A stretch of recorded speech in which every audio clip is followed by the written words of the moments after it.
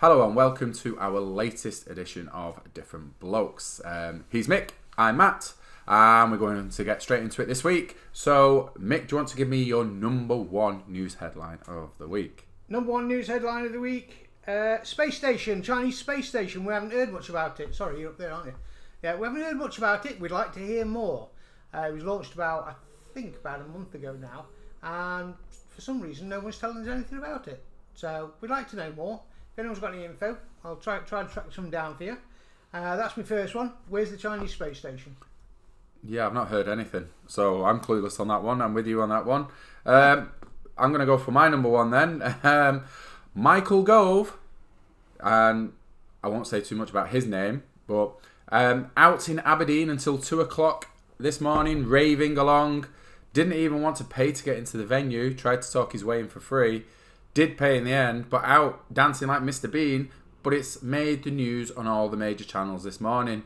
I don't like Michael Gove. However, people are human, and in a way, it's good to see their human side, I think. I really don't mind that.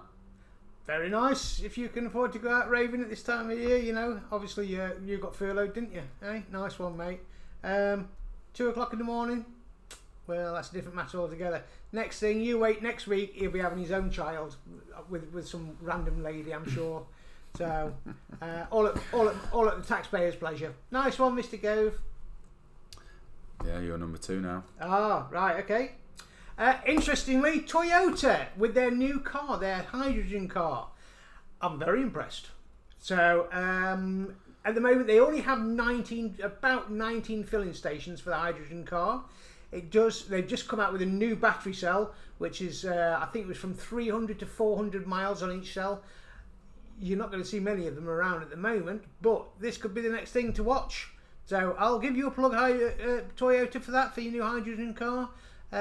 Something different rather than normal electric cars. I need to look that up, actually. I heard on the grapevine that they were on the way, but I didn't realise it was this soon. They're actually on the roads now. Wow. Okay. Very nice looking cars. As I say, 400 miles to the fuel cells. They've changed the fuel cells over. They are going to get better with their fuel cells as well, apparently. And it's going to be interesting. The only pollution they give is water. That's it. Excellent. So, that's excellent good. For the future. It is good. My next one, it's a bit of a good and bad because trade unions have recommended that we should give workers 4 more bank holidays than we currently have. A boost to the tourism trade over here, but they actually think it should be between September and Christmas. But then when we look at it, we've currently got 8 bank holidays. Scotland has 9, Northern Ireland has 10, and the EU average, I believe, is about 12. And haven't we been a part of the EU for however long? So why aren't we in line with the EU like we were supposed to have 40 been? 40 years, man and boy. And we've actually got half of Japan. Yes, well, so I think Japan is. I don't know. I'm not going to say much about Japan because I know they're very hardworking people, and I believe they work more than us anyway in their hours and everything like that. So I think that's the reason for that. But yes, 40 years we were with the EU, and we don't get all the benefits. Surprise, surprise. Yeah, another one that we've been ripped off under that one. So from that side, what can we do? Nothing really. Our hands are tied by the plonkers in charge. I hope we do get 1 or 2 more, at least in line with Northern Ireland and Scotland. But we don't even get St George's Day off. Well, you know. Everyone else does. Just a little jibe there. What's your number 3, Mick? Number 3. Interestingly enough, a flat in Nigeria has been raided, and 40 million, yes, 40 million has been found in drawers and cupboards. Why keep so much in drawers and cupboards? I'm not sure. It was all in dollars, pounds, and the Nigerian dollars, whatever they call. I'm sorry, I don't know that bit. But they found 40 million stashed in somebody's flat. I don't think I'd be still in the country if I had 40 million. 4 million I'd be gone. I'd be on the beach. Yeah, definitely. You don't get too greedy, would you? Well, it shows that obviously these people who are ringing up saying I'm a Nigerian prince, I owe you money. They're right. They've been holding it back. It's all mine. Right, well, my number 3, major news again this week. Wally the Walrus. Don't know if you know much about it. Yeah. But apparently spotted again, causing trouble off the coast. Started in Wales, I believe, in March. He's been making his way down to Cornwall. Has already sank 2 boats and has actually commandeered another one, and it's floating around at the minute. And he's just looks like he's sunbathing in the boat as it's just drifting along the coast.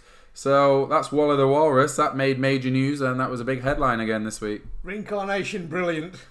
So that'd be me as well. So I'd be a seagull. Obvious reasons. Mr. Gove, I'll catch you on the beach. 2 o'clock in the morning. You know what's coming. Right. So, well, we are on with our 30-second sports review now. So that's for me to try and get through it. Let's see. So, are we ready? Go. Right, Spurs are top of the Premier League table after they won, and wins for Man City, Man United, and I've already said Spurs. Chelsea and Liverpool draw, both still title challengers. Lionel Messi debuts for PSG. Ronaldo has signed for United again. The Grand Prix was rained off yesterday, and the fans were robbed. That's an absolute disgrace, but that's a talk for another day.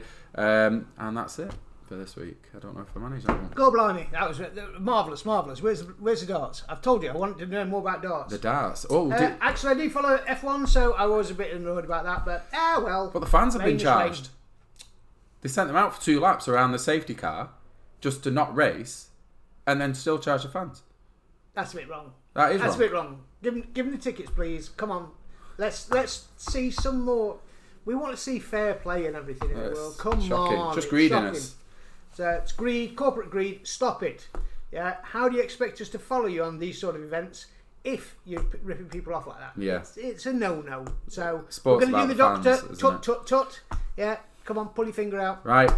Weather, do we know anything? Or is that... Weather. Every day the weather comes through from meteorological people saying, we're going to have a heat wave, we're going to have... The sun's going to come out, we're going to do this, that, and other. No. It's overcast again. So they have said, everyone I've looked at and all the weather reports all saying the same thing. It's going to be changeable weather we're having. So why didn't you just say British day? Rain, snow, sleet and thunder and lightning, same day. We'll be alright then. We're not bothered. We're English, we'll get on with it. We're used to this weather. Right. Okay, we're on to our film recommendation. Do you have one for this week? I do, but it's not out yet. Yeah, bit of a hard one for this one, and a lot of people will be waiting for it. I've started looking at Thor's new film, and Thunder. So, Love and Thunder. I've been looking at it, all the clips and everything like that are coming out. It looks very interesting. However, it could be the multiverse coming in. I don't understand the multiverse. I know it's really complex, and I'm sure certain people, we're not going to have a hint about who's that going to be, are going to comment about the multiverse. Okay, but it looks very interesting. Also, more sneak peeks are coming about Avatar as well. So, and that is supposed to, remember what it did last time when it came out in 3D? Blew us all away. Well, apparently it's supposed to be even better. So we are expecting big things in the future. Yeah. The lineups are coming left, right and centre. There's some good, bad and different coming on view. Go through your trailers. Have a look on YouTube. Go through the trailers. It's exactly what I do.